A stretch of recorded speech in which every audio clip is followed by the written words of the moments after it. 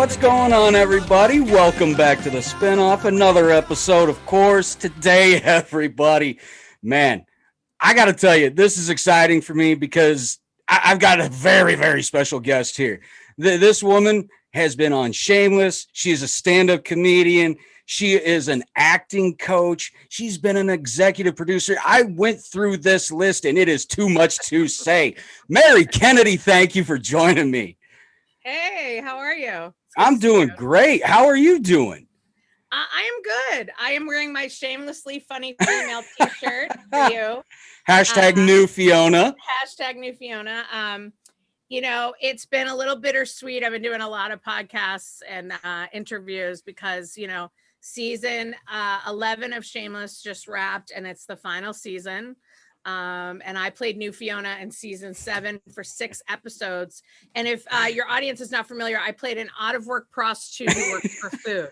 So for 6 episodes, I was very scantily clad running through the streets of Chicago. And Frank Gallagher, aka William H. Macy, was my dad, my pseudo dad. And I got to call Fiona a bitch. So that was the part. That was my first line to Emmy Rossum, and she directed me in an episode right after that. And I was like, I don't want to make her mad. So what was it like working on that show? Because it's a hell of a show. It had a great run, amazing cast. What was it like to be a part of that in season 7 and join such an amazing cast and crew? Well, it is, I think if you've seen sort of the stills of the show, some of the interviews afterwards, it's definitely a family. Yeah. This was one of my first really big breaks. My first break in town was I played Officer Trudy Lang on ER. Wow. Yeah, I did. I played her for 2 episodes, but it's the same. John Wells created that, and he also created Shameless for the US. And John Levy is the casting director for both. So when they called me in for new Fiona, they already had known my work. And then I booked this job. And the first day on set, my call time was 5 a.m. I was sitting in the chair and hair and makeup, petrified. And Bill Macy came in to be in makeup as well. And he put his hand on my shoulder and he said, "Welcome to the Shameless family." And I was like, phew, all right, I made it through. So you've been accepted. I was accepted, and I worked 6 weeks on that show. So I ended up doing 4 weeks in Los Angeles on the lot. And then I did 2 weeks in Chicago. Wow. So it was amazing. It was probably the best gig I've ever had. And then they ended up doing 2 clip shows for Shameless Hall of Fame. Yes. And I made the Shameless Hall of Fame. I made 2 episodes out of the 6. And so it was kind of nice because I got to kind of reprise my role. I didn't do anything. I didn't go on set, but it was good for me to see myself with Daddy Frank for the last time. So you got a callback, which is kind of rare on that show for somebody that was only in for a season. Well, yeah, but she was pretty rememberable. Very. For many reasons. Yeah, if you go back and look, I had to double take because it looks nothing like you, really. You're very dressed down, like you said, very scantily clad, and man, you're a part of the new Gallagher family. So, I mean, those episodes to me were epic. It was Frank at his best, almost, and just his most vile. And you guys seem to fall right into that. What was it like to really, because I'm a very big fan of William H. Macy. What was it like to work alongside of him in those scenes? What was it like when the camera wasn't rolling? Well, he had his ukulele on set and he would play his ukulele. He would run lines with you, which was awesome. He would sit and chat and talk about the business. I mean, we talked about parenting. He's got, two daughters. I have 2 kids. So we talked a lot about that. We talked about, his start in the business, him getting Shameless. We talked about Fargo. Like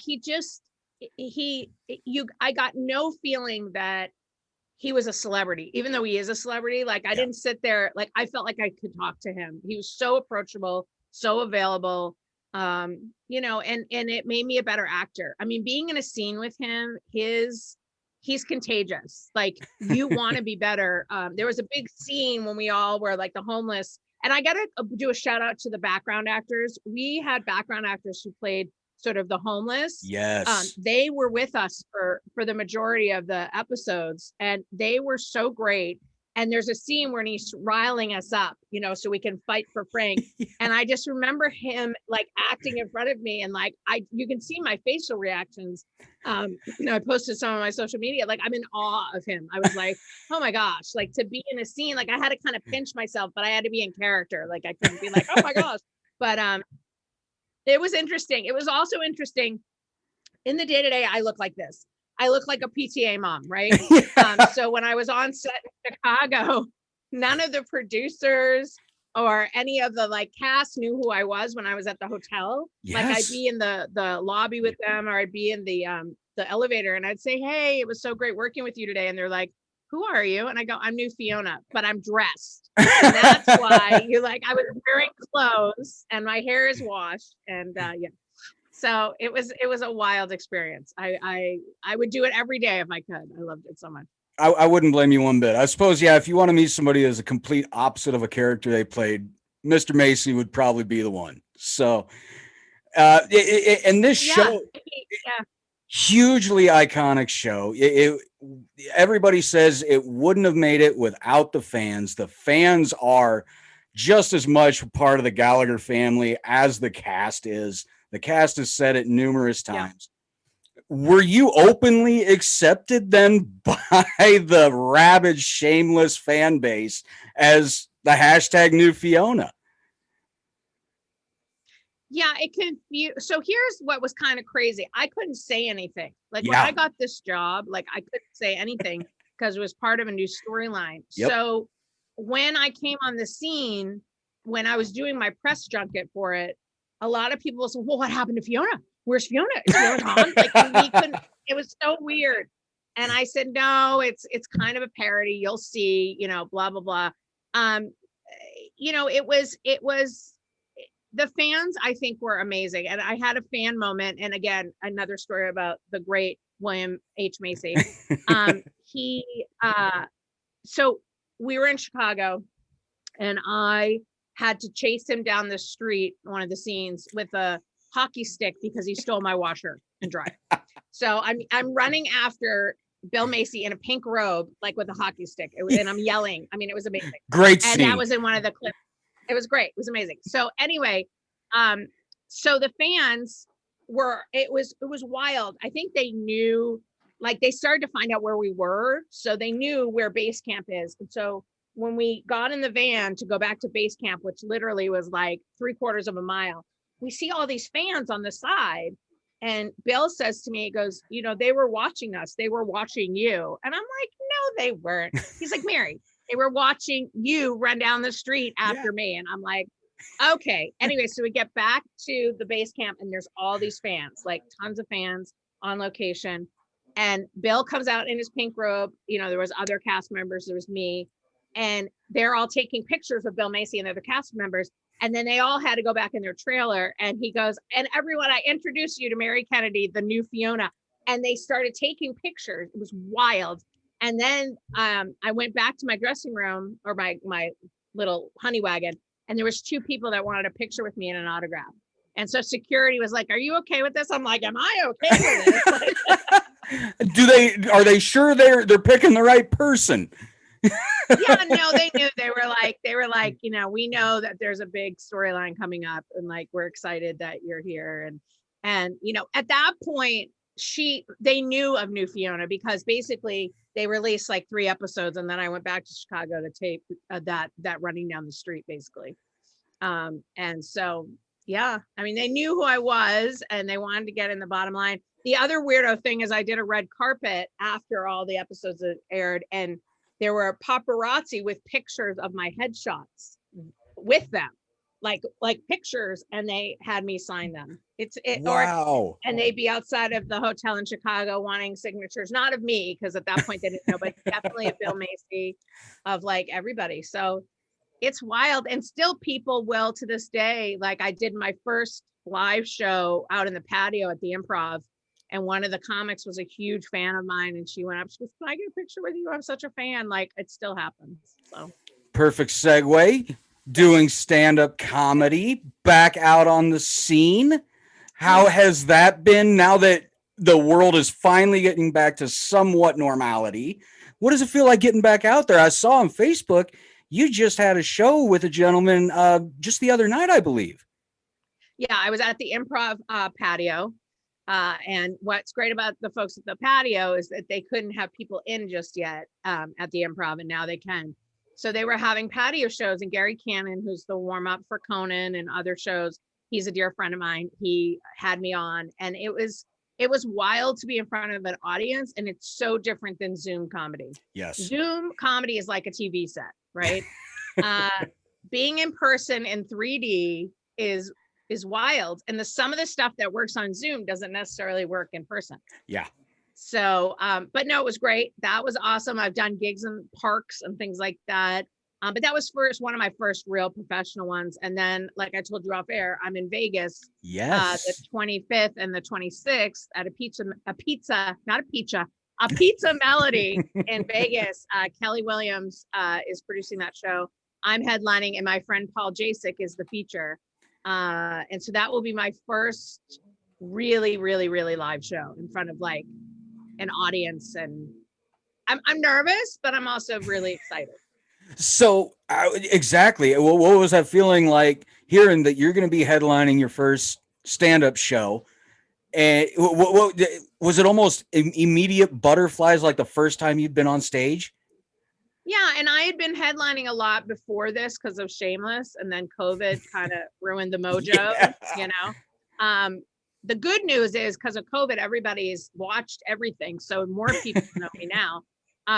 I kind of know when I'm sort of on the radar when prisoners, divorcees, and military men keep following me. I say no, I'm not interested. But yeah, so now it's weird because I'm a much better comic today. I am, because I've worked my hour all year long. But I think what I'm nervous about is, it's just nervous being with people. Like, it's just, like I went to the mall with my daughter, we were masked and everything, but it was like, I was like, get away from me. There's anxiety everywhere you go anymore. I go, you're too close. You're way too close. Like, I can't. And I'm vaccinated. So for me to be as paranoid, but I'm still, it's hard. It's a day and age where you almost wish you had a constant audio that everybody could hear of the Police song, "Don't Stand So Close to Me," and just have that repeat over and over. Well, and listen, you also don't want to, and again, listen, I'm a character actress. I'm not on the cover of Cosmopolitan. I do have fans, but I want to give them that fan moment. Like, I want them to be able to take a picture, post it, not for my own edification, but for them to be, oh my gosh, I just met somebody. Like, I gave a gift to the fan site on Facebook. They're gonna freak when I tell them that I'm talking about them. It's called Shameless on Showtime. Shameless on Showtime. It's on Facebook. Yes. And I wrote on there, I go, I love you guys. Thank you so much for being my fan. Love New Fiona. And they were like, is this really New Fiona? And it was so, it's been a little strange, but I'm excited to get out again and see my comic friends. Like, I think being with your friends who are comics, there's a nice sort of synergy between us. Yeah. Hanging out in the green room, you get some of the best stuff sometimes. Like, so, we'll see. I mean, I think Zoom is not going to go anywhere. I think we're still going to have Zoom comedy. Yeah. Zoom really kind of, I mean, in all intents and purposes, got lucky about a pandemic, because Skype was really the only thing you ever heard of about video conferencing or video calls. And all of a sudden, Zoom comes out of nowhere, and it's Zoom this, Zoom that. I'll Zoom you. We'll Zoom here. We'll Zoom there. My God, you Zoom everywhere. It's getting ridiculous, but at the same time, that's my platform right here. So I can't complain.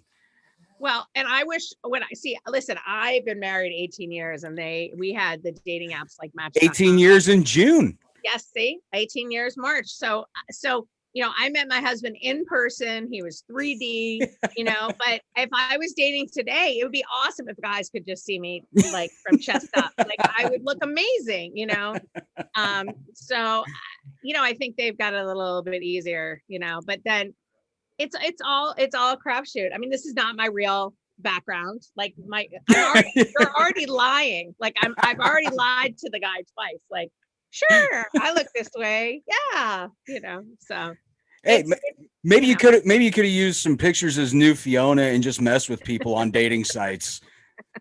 That could have well, been a blast. I get a lot of I bet you do. yeah, I did not even think about that. yeah, I'm in the women of Shameless on many sites. Yes. I bet you've been propositioned many times for many things. Yeah, I mean, I've been asked, I was on the road. This is weird. I was asked by a woman, she was going to pay me $10 for me to show her my tatas. Like $10. Like that's only 2 coffees at Starbucks. Like yeah, nothing. My price is higher than that. Like at least 150. I'm a working actor, damn it. I'm a working actress, and and that's not commissionable, by the way. If I make 150, nobody else is getting that. It's a weird. My husband's half Italian, and he wasn't so excited for me to be that exposed. And then, I showed him my contract, and he's like, "Go do God's work," and I'm like, "Okay, I'm going." So I also saw that you were an actress on Conan. Yes. So this was the gig I got before Shameless. So I ended up doing a scene. Basically, everyone starts out as background on Conan. So I did a scene when they did the Batman Returns. Oh God. I did, and there, we were on the lot at Warner Brothers, and I saw the big Batman car and all that stuff. And my friend Jason Boggs, who is my husband on the show, who's been on my husband many times in sketches, we had a whole backstory. We're walking down the street, and the hair and makeup person, who I love dearly, was like, "You guys are walking on the street, you don't see this large Batmobile? Like, you're way too much in your process, right?" And I was like, "Oh my God!" Like, it was my first episode, and then I started getting upgraded. Sorry, they're mowing my lawn. Oh, it's okay. So yeah, no, I finally told my husband, I said, "You're not mowing the lawn anymore. We're paying for it. I think my time on Shameless can get us somebody to mow the lawn." Anyway, because my husband's like, "I'll get to it," and it's like, oh, all right, three months later. Anywho's guilty. I know. And so so I've been on that show ever since. And unfortunately, because of COVID, he changed they're like literally at my window. There's no grass here. There's no grass here. He's literally there's new flowers we put in, and if he's doing something over there with the flowers, like the flowers now flew up into the sky. Oh, hold on. I'm so sorry. It's okay. That's what I love about this. This is so and then everybody's like, "Oh, she's Hollywood now. She has a gardener." I have a gardener for the lasting of my marriage. I need a housekeeper. This is to avoid divorce. This is what that's for. This is what it is, because listen, I have a marriage because I have a contractor now. That's what I'm talking about. Anyways, what was I saying to you? We were talking about Conan. Oh yeah, Conan. So I've been upgraded as we've gone along, and now I'm like the quirky mom, quirky wife. I've worked with Jesse Mackey. Jesse Mackey and Jason Boggs are 2 of the guys that have been on these sketches ever since. Like, they have a ton of sketches, and so I've been their quirky wife. And it's that set, the Conan set, and the Shameless set are 2 of the best sets on earth. I mean, it's so amazing, and the writers and the producers, and I did the Batmobile one we did. Andy bought us pizza because it was on a Saturday. I mean, it's a really cool set. So what I got to ask then, what's Conan like? The guy is hilarious as hell. I think he's funny. I think you guys screwed with taking over for Jay Leno. But he's landed on his feet ever since. But what is Conan like in life? They're really so the thing that I learned about being on that show is, and that I think what makes it so successful, is everything you do is being watched by everyone. So I did a sketch that didn't make it to the final edit, and everybody's watching it. Andy's watching it, Conan's watching it. There's a producer on a God mic that's giving notes to the director and the writer. So what I love about Conan is that he's got his hands in it. he's not somebody who just shows up. You know, and again, I've never broken bread per se. The closest I've gotten to know Conan is when he was in what was it, Kendall Square in Boston with his mom, and he had just made it and he was getting pizza. And I was visiting my friends in Boston and I was in New York, and that's when he was in New York. And he was getting pizza with his mother, and just like a Boston mother, she made him sit in the back seat. Conan, who has his own late night show, is sitting in the back seat of the car. That's about as close as I've gotten to breaking bread with him. But I have to say he has his hands in it. He's I know Brian Kiley, the head writer, and Laurie Kilmartin, the head writers, like he's very loyal. Like he's, you know, and he definitely tells you how he feels. He'll say what's been wild because we can see him on the monitor. He'll say, yeah, I don't think that's funny. We're not going to do it. And there was one sketch I was in that the timing wasn't right. I could feel it organically as an actor and comic. And I was like, I looked at the AD and he's like, you might cut it. And I was like, no. And so it's a great place. Like, I hope when they go over to HBO that I've talked to casting and I've said, I'm here. I hope that they start doing sketches again. Cause it's great. I mean, I can't explain it. Like, it's just because I've been an idol of him for so long, and then to share a stage kind of with him is amazing. Yeah, it's got to be an amazing feeling in order to do something like that with somebody that you admire their craft, you've watched what they do. And so yeah, it's got to be very fulfilling to be able to do something like that with that person. Well, and he's nice. And yeah, that helps. That helps. And the producer's nice. And it's also kind of cool to see when they have the people they're going to interview come in. Like, it's kind of fun to watch that. Like, I was like a fly on a wall, like to watch, you know, kind of how a late night show kind of happens. And, you know, I'm grateful I got access to it. Oh, absolutely. It had to be an amazing experience, and that absolutely some amazing experience that you have carried with you into your career. Well, yeah, I did 7 episodes with them. You know, and it's different than a scripted show like Shameless. It's different. You know, I did a pilot for VH1, which was kind of like a reality kind of show. That was different. It was scripted. You know, so I've done pilots. I did my first sitcom pilot with Andy Dick last year. Oh, wow. But it didn't, it hasn't moved forward. But not yet. Not yet. But I got to work with Andy Dick, and I got to tell you, his process is like amazing because he sort of looks at everything and then he goes away and then he goes on camera, and to watch the dailies from his stuff, he's always on it. Like, he hits the jokes like exactly right. The timing is impeccable. So I learned a lot from working with him. I will say I have always been a fan of Andy Dick, even when he's had the lowest of low times in his career. Still a fan of his. He's picked himself back up. The guy's still doing it. So yeah, you're correct. Andy Dick's amazing. I think he always has been. But you are an acting coach as well. Yes. How did you get into that? How long have you been doing that? Well, so, you know, my father, who was an insurance broker. So let me tell you a little bit about my history. My father was an insurance broker, got his master's in business from Northeastern, right? My mother was a professional musician and had a band when I was growing up. Needless to say, they divorced when I was 10. Opposites didn't attract, I take it. Oh no, he didn't get it. He just was like, I don't like, when I booked ER, he's like, is that a good thing? Like, are you for real? Like, he wanted me in business. Like, I remember I got into Emerson College.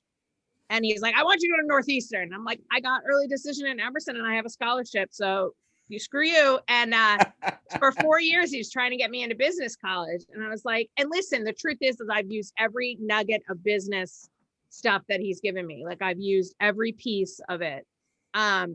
So anyway, so what happened was my father begged me. He said, please get your theater ed degree. Will you please just do that for me? And I said, all right. And so I did. I got my theater ed degree with a concentration in directing and acting. And in 2005, after I booked 2 national commercials, I opened the Youth Acting Biz, which is a professional program for professional kid actors, ages 3 to 17.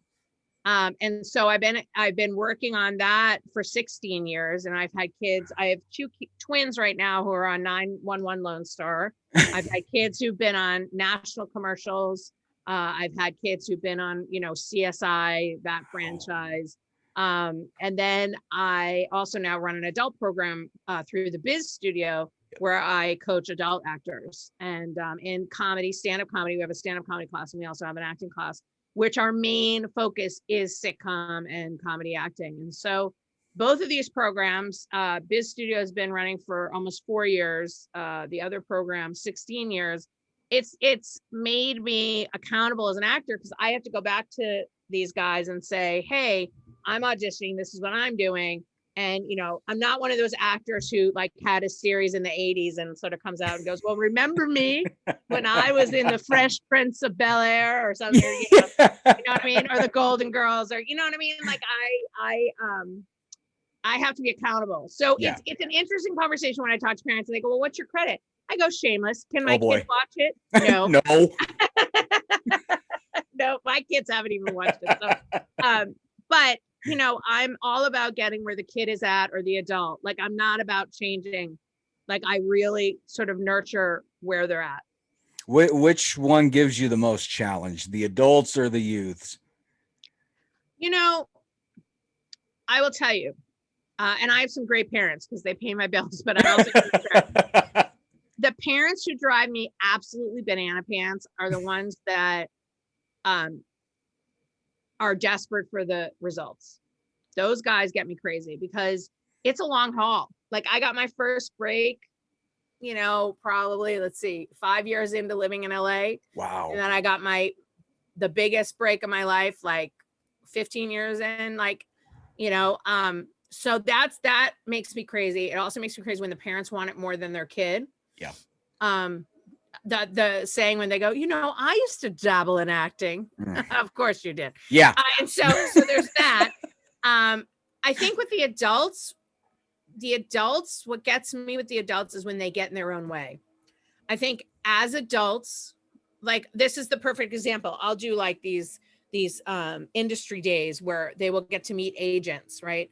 And the actor will get an agent, right? And then they almost feel like they know it. Like, they're like, I know it. I don't need to be in class anymore. And they don't have to take my class. They can take anybody's classes. I mean, we're on Zoom right now. We'll be in person starting in the summer for adults. Wow. But then I sit there and go, you know what? Like, they think they know it. I think adults always want to go, oh, I get it. I have it. I know what I'm doing.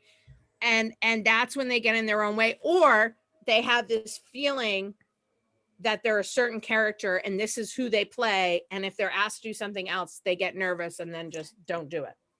So I think kids are easier to teach. I would think so, almost. I was kind of hoping you'd go that way. See, I would think they're a little easier to mold. They're a little more inclined to listen, I guess. Yeah. But my biggest joy, and this is what's kind of interesting, when the adults that were getting in their own way have finally surrendered, and I see the magic and I see them walk through that, that's one of my biggest joys. It has to be. It almost like a music teacher seeing a student move on and do a solo orchestra concert or something. I don't know. Not much. I ain't got a clue. Yeah, I know.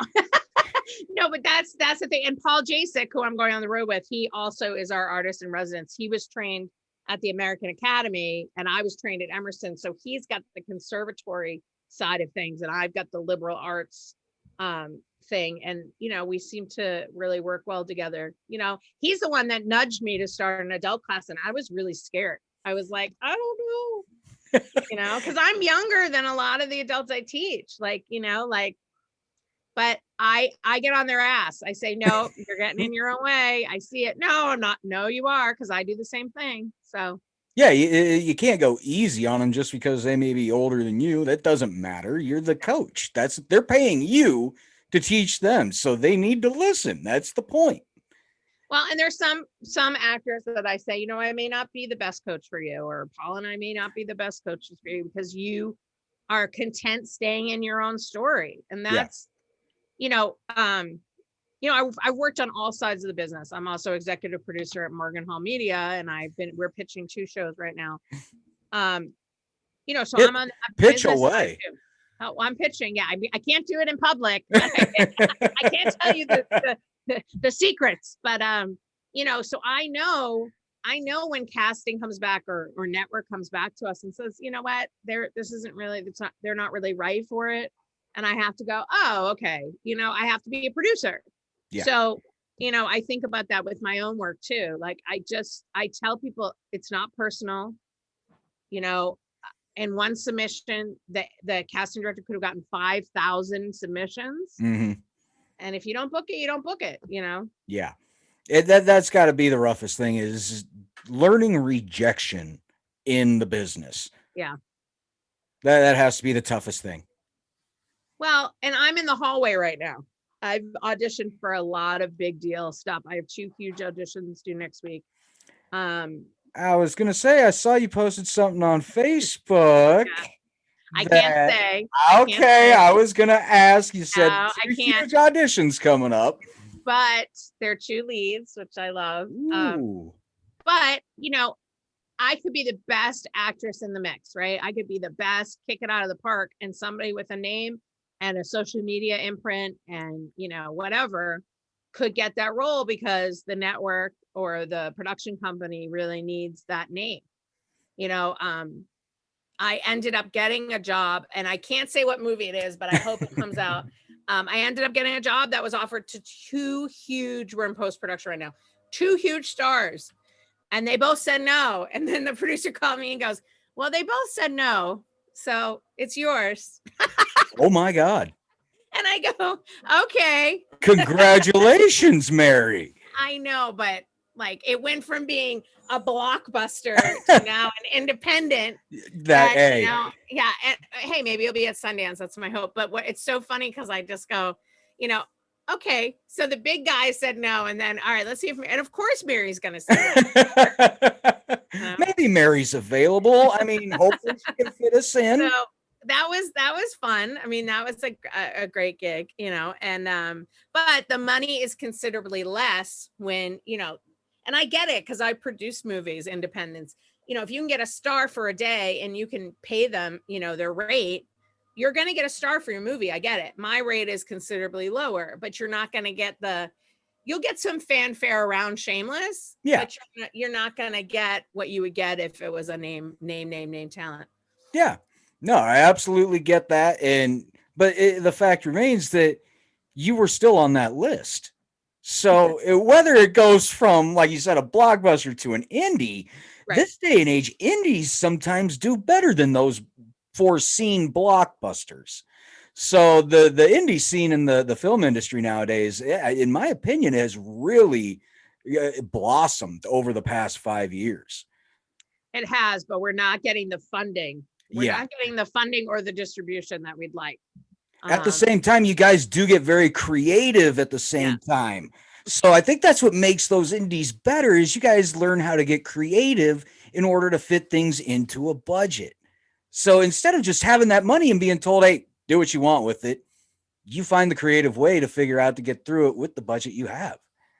Yeah, no, we did the movie that I did, Creative Differences, that my husband was a producer on, and Morgan Hall. Yes, it's true. I sleep with one of the producers at the production. Scandals everywhere.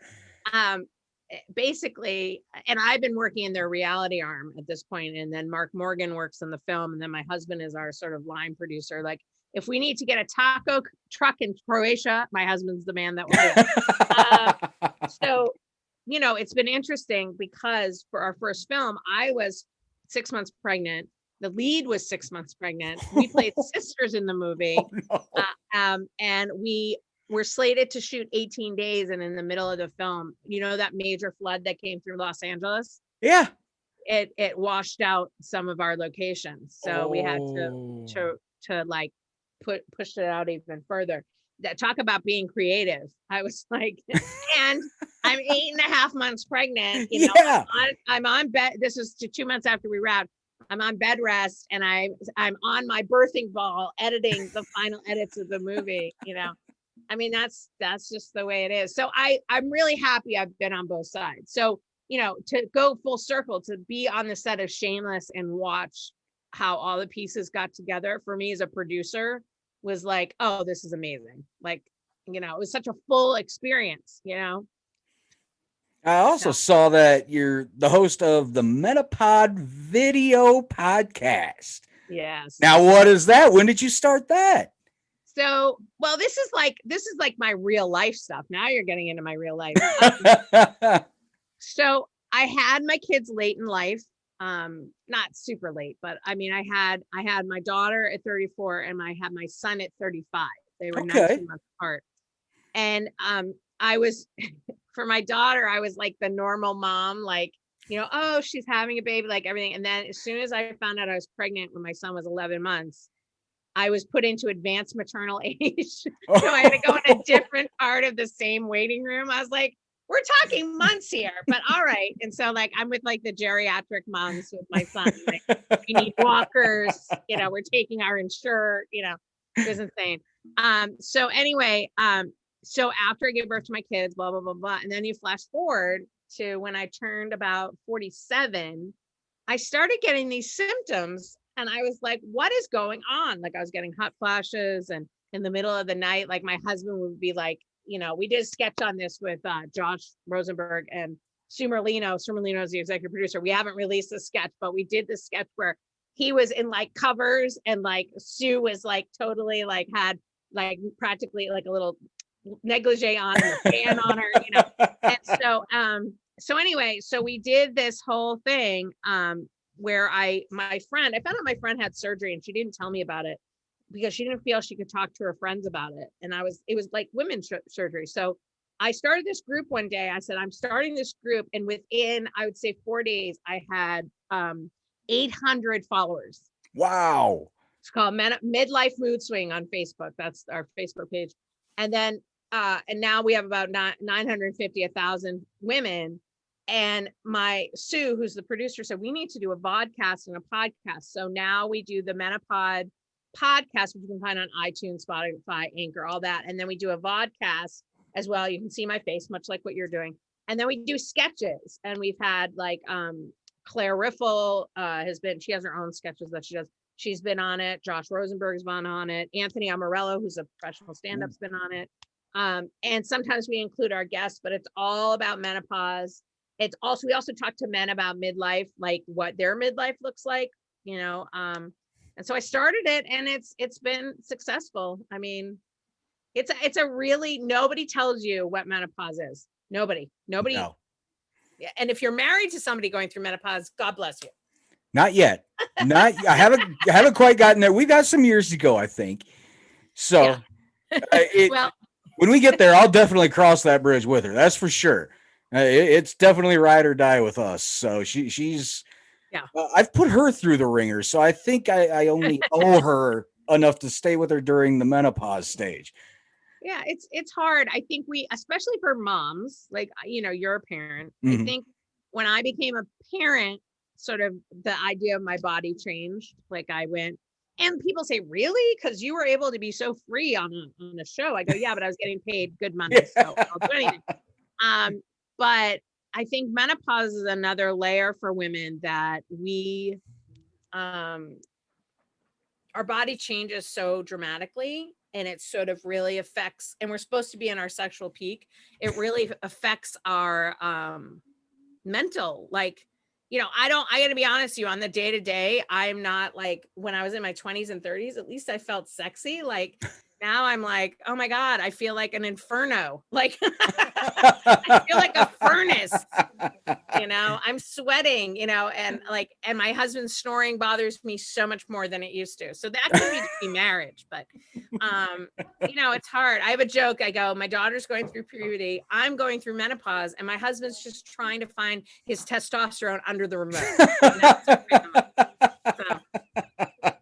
It's crazy, but no, it's good. I mean, listen, we also had this incredible oncologist, cancer doctor for ovarian, cervical, and breast cancer.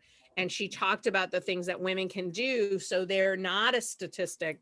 I mean, we talked about the BRCA gene. Like, so in a way, I feel like I'm helping out people that wouldn't necessarily come forward and talk about it because it's hard. I mean, I mean, my husband is scared to death of a colonoscopy. Maybe I need to start a group called Your Prostate. Prostate, like, and have like a bunch of men, I don't know. Hell, I'd join the group. Why not? But it's, and it's funny because he's like, oh, I got to schedule a colonoscopy, and he stuck his fingers up my butt, and and I go, how you feeling? He's like, violated, and like he sat on the couch. And I go, we've been dealing with this since we were 18. Like, like everybody saw everything when I was pregnant. So, it's a good program. Like, I think a good program. I act like I have a program for women going through menopause. It's a good site. So it's Midlife Mood Swing. And if they want to follow us, they can go on iTunes, Spotify, Anchor, or the Menopod Video Vodcast on Facebook. Mary, I got to tell you, you are one hell of a busy woman in the business. I try. You seems like you just don't have to try anymore. My gosh, you've been doing this so long that it seems like quite. I mean, we mentioned this early. You did, saying that as an acting coach, you get certain actors coming in that they think all of a sudden, oh, they know this. I hate to tell you, but you've been doing this so long that I think you do. No, I do. Listen, I'm in it for the long haul. If I can leave today telling anybody, this career that I'm in is the long haul. You have to love it. You have to love every aspect. The auditioning, right now, after I get off the horn with you, so to speak, I got to memorize my lines. I mean, you have to love what you do, because it's a long haul. I mean, it doesn't happen in 3 months. For some, like the YouTubers and the Instagrammers and the social influencers, it does happen for them a little bit faster because they have such a following.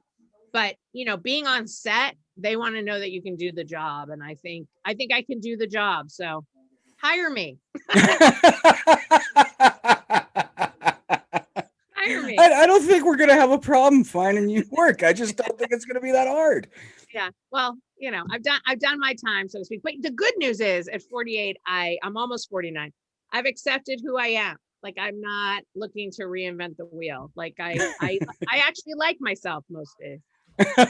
That's a plus. That'll definitely carry you through half the week at least. Yeah, half the week at least. Yeah. So, it's and I like my husband too. I think that's another thing for the married couples up there. If you've lasted through COVID, you can do anything. Even a menopause baby. Yeah. I mean, you're gonna love your spouse, but liking is on such a different level, in my opinion. Well, it depends. I don't always like my spouse.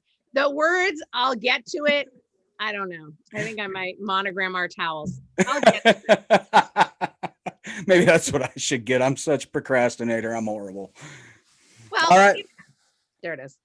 Mary, before I turn the table, the whole thing over to you for my guest to let everybody know where you're at on social media and all that, I want you to go ahead and, because I am going to post on there when I post the video that you are part of Shameless. And as I said, the fan base is rabid. They are loyal as hell. So I wanted to maybe give you a moment to maybe address the Shameless family fan base and say maybe a piece to them and maybe a thank you. Oh, okay. To the Shameless fans, we love you. You're just like family. So anytime that you want to pay me with food, I'm there for you. No, we love you guys. We're so glad you're here. We wouldn't have had a show without you. And please keep watching and liking us and everything else that we do, because we are shameless. I got to tell you, Mary, this has been absolutely a blast. Not just talking about what you've done in your acting career, but being a stand-up comedian. You've thrown some jokes my way. I've caught them, and they've actually made me laugh my ass off. So it's perfect. Yeah. You're doing exactly what you need to do. You got it right. You've got your timing down. You've got the personality for this. Mary, I'd say you're on your way. Thanks. So, Mary Kennedy, my guest for the spin-off today. This is where I turn the platform over to you. Let everybody know where they can find you on social media, any upcoming gigs like the headliner we talked about in Vegas in June, and as well as any possible charities or organizations that you're a part of that you'd like to plug. The stage is yours, Mary. Go right ahead. Oh my gosh, I can't stand it. You guys, you can find me at M Kennedy, like the president, Kennedy comedy, for everything. Facebook, Instagram, Twitter. You can find me there. You can find all the information. And for the Vegas gig, you guys, you can see it on the Facebook. Again, it is June 25th and 26th at a Pizza Melody. If you put in Renaissance Entertainment, there'll be information for tickets. We have an early bird special right now, so make sure you check that out. And the organization that I like to work with is the Trevor Project, you guys. It's equality for all. It works with our LGBTQIA kids and adults who are struggling, and they also have ties to the ACLU. So guys, please check them out. I really, really support them. And is there anything else? I think that's it. I think you might have covered that. And Menopod. Check out the Menopod. Yes, got to check that out. Yeah. Yeah, even guys check that out. I mean, come on. I talked to my wife about this. Forward to something. Kidding. Well, actually, you kind of do. You give them kind of the insight as to what to expect, prepare, and be ready for utter hell. You'll be fine. So everybody, this is where I'm going to sign off. I'm not going to do the long breath version anymore. You know what the deal is by now. It'll be on YouTube, Facebook, and my name, Brian Knutson, or the spinoff, on Twitter at Knutson_Brian, or you'll find the audio at the Scarlet Cream on Twitter, because it's the Husker Podcast. It's where I put the audio. So for myself at the spinoff, my guest, Mary Kennedy today, #newfiona. I want to thank you so much for joining me today. It was an absolute pleasure to have you on. And thank you so much for addressing the Shameless family. They're going to royally appreciate it. So for yourself, myself here at the spinoff, and the Killigans, of course, for supplying my intro music. Thank you so much, guys. We will see you all on another episode, of course.